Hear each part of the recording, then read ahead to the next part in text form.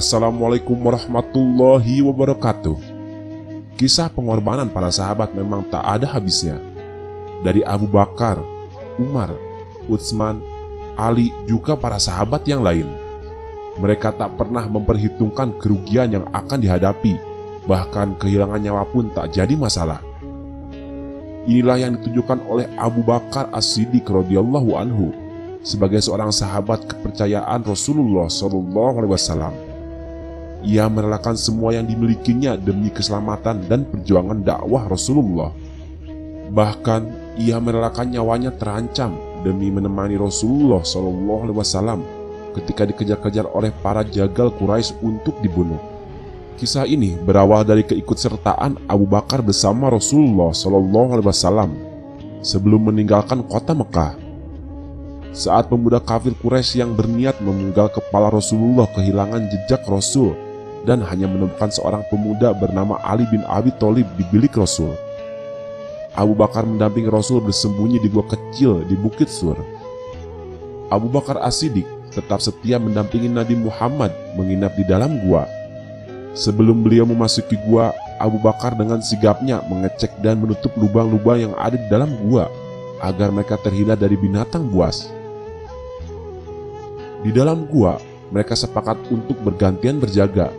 Dalam tidurnya, Rasulullah SAW melabuhkan kepalanya di pangkuan sang sahabat. Di dalam gua yang dingin dan remang-remang, tiba-tiba seekor ular mendesis keluar dari salah satu lubang yang belum ditutup oleh Abu Bakar. Abu Bakar menatapnya waspada. Ingin sekali ia menarik kedua kakinya untuk menjauh dari hewan berbisa ini. Namun, keinginan itu dienyahkan dari benaknya karena tak ingin ia mengganggu tidur Rasulullah. Bagaimana mungkin ia tega membangunkan kekasih Allah Subhanahu wa Ta'ala itu? Kemudian Abu Bakar menutup lubang itu dengan salah satu kakinya.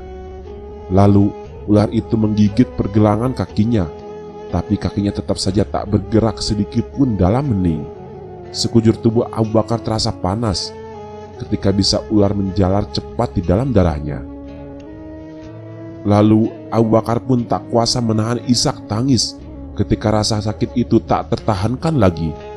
Tanpa sengaja air matanya menetes mengenai pipi Rasulullah yang tengah berbaring. Rasulullah SAW pun terbangun lalu berkata, "Wahai hamba Allah, apakah engkau menangis karena menyesal mengikuti perjalanan ini?" "Tentu saja tidak. Saya ridho dan ikhlas mengikutimu kemanapun," jawab Abu Bakar. "Lalu mengapakah engkau meluruhkan air mata?" bertanya Rasulullah SAW dengan bersahaja. "Seekor ular baru saja menggigit saya, wahai Rasulullah. Lalu bisanya menjalar begitu cepat ke dalam tubuhku," jawab Abu Bakar.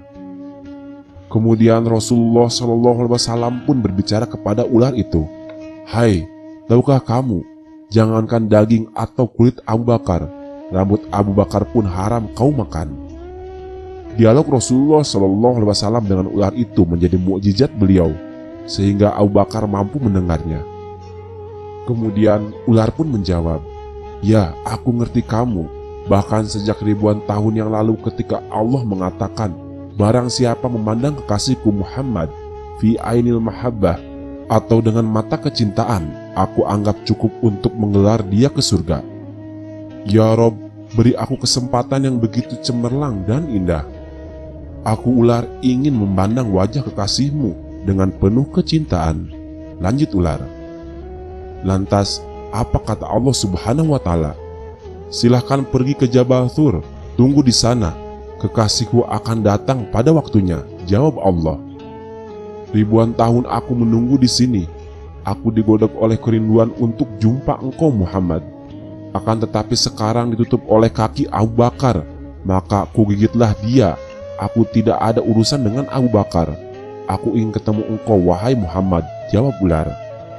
"Lihatlah ini, lihatlah wajahku," kata Rasulullah. Tanpa menunggu waktu dan penuh rasa kasih sayang, Rasulullah meraih pergelangan kaki Abu Bakar dengan mengagungkan nama Allah Sang Pencipta Semesta. Nabi Muhammad mengusap bekas gigitan itu dengan ludahnya. Maha suci Allah, seketika rasa sakit itu hilang tak berbekas. Subhanallah, wallahu a'lam bishawab.